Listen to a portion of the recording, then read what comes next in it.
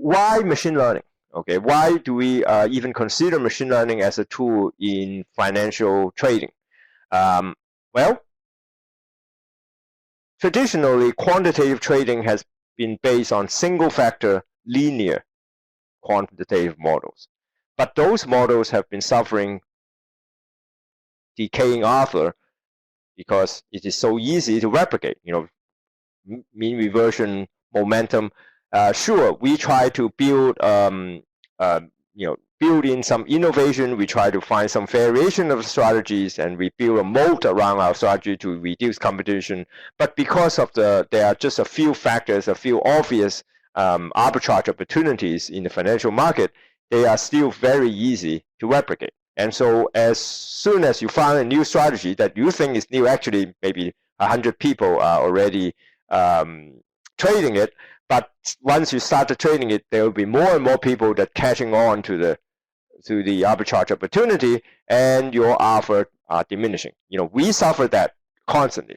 So in our hedge fund, we have to constantly improve our current strategy and find new strategy to keep up with our competition. You cannot just say this strategy looks great, it had made us a lot of money in the last few years, and we'll sit on our laurels and watch our bank account grow. It doesn't work that way in quantitative trading. Constant innovation is necessary because of the humongous amount of competition.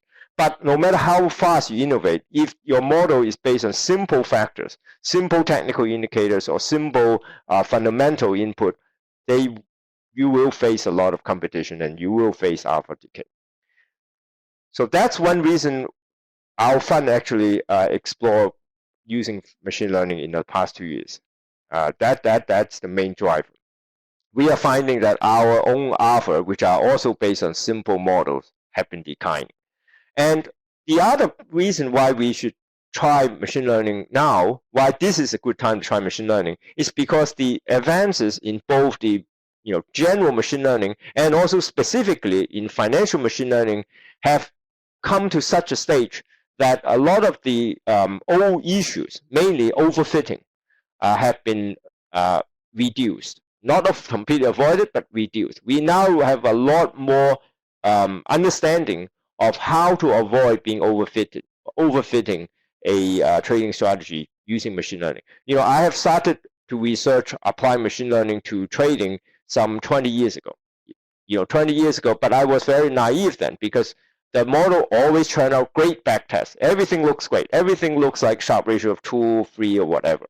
But the moment I started trading it, it always lose money. So there was a severe overfitting issues when we did machine learning in the past as applied to trading. But now, because of a lot of pioneering thinker in this field, not least of whom is Dr. Lopez Di Prado, we now learn a lot of mathematical and computational techniques that we can use to avoid overfitting to past data. So this is a good time to try it because of these advances. And that is not just advances in the financial machine learning, but also in general machine learning. So as you have heard, neural network have been around for the longest time, 30 years, 40 years.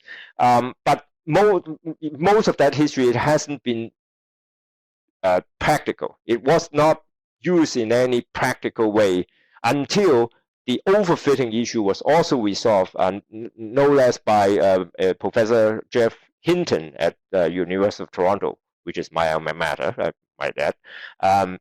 He discovered the technique of dropout, which made neural network much more resilient to overfitting, and that's launched the deep learning revolution. So not just in financial machine learning, but in the broader field of machine learning, including deep learning, the issue of overfitting was paramount, and because of new ways of addressing that, it has made it much more practical nowadays. So the new tools also, they are besides overcoming overfitting, there is the issue of transparency and interpretability. that's a key word for some people. They don't want a black box. With neural network, there are like typically 10,000 parameters. This is very intricate. Nobody understands why it produces a certain prediction. But there are techniques in machine learning, which is what I will talk about, called feature selection, which allows you to understand what are the predictors that are important and how they contribute to your prediction. So that kind of feature selection technique has also made machine learning much more practical. Now, our group has recently published a paper, comparing different feature selection methods, and also we determined that machine learning has been the feature selection is an important way to improve predictive performance, not just for user interpretability, not just for transparency, but it actually improves accuracy of prediction. Okay, so all these advances are, what prompted us to take a serious look. Like I said, 20 years ago, I tried machine learning for a very vigorous period. I gave up. And for those who read my books, I have written 3 books. And for those who have read my books and my blog, you will see that I have lost faith in machine learning for maybe 10 years.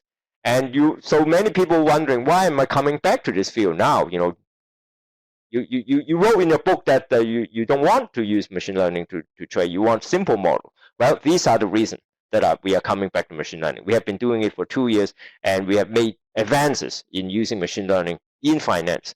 But the last reason that we should consider machine learning is that you do not need to use it to generate trading signal. Many people think that machine learning means that you want to predict whether the spider is going to go up or down tomorrow, whether your Apple stock is going to go up or down tomorrow. That is not the only way. In fact, that's not the best way to use machine learning in finance. The best way to use machine learning in finance is to use it for risk management and capital allocation. And that's what I will discuss actually next week. So that's actually that's how we use it in our fund. We do not use machine learning to generate the primary trading signal. We use it to veto our primary trading signal. We use it to manage the risk of our primary trading signal, and I will discuss that next week.